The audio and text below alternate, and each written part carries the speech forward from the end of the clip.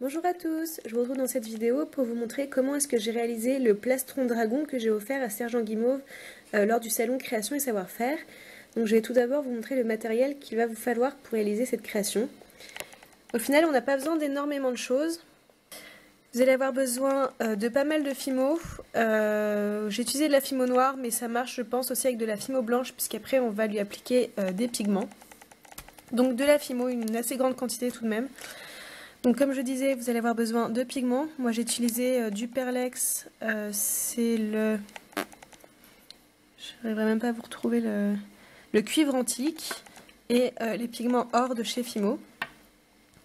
Ensuite j'ai utilisé, mais c'est facultatif, des petits cabochons comme ça en verre. Donc sur la photo que vous avez vue avant de présentation, vous voyez qu'au milieu du cabochon, enfin du plastron ici, il y a un cabochon en verre.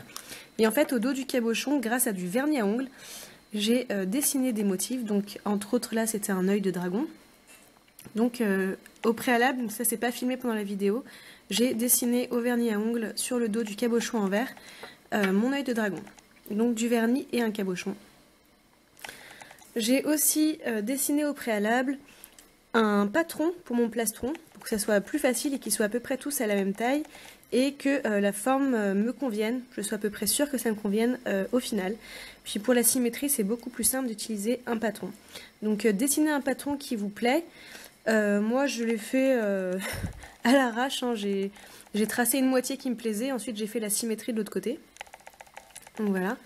Niveau outils, vous n'avez vraiment pas besoin de grand chose. D'une lame de préférence pour décoller votre plastron, ça peut être utile. D'un objet tranchant, donc ici un couteau de précision. D'un objet pointu, d'objets à bourron ou des objets de précision. Donc ça, je m'en suis surtout servi de ce tout petit embout pour dessiner, pour mettre du vernis sur le cabochon. Vous allez avoir besoin d'un pinceau pour appliquer les pigments et d'un rouleau pour aplatir votre pâte.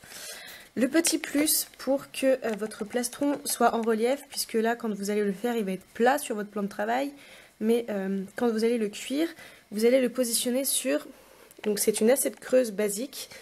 On retourne l'assiette et c'est une partie que j'ai pas filmée parce que j'avais plus de batterie dans mon appareil photo.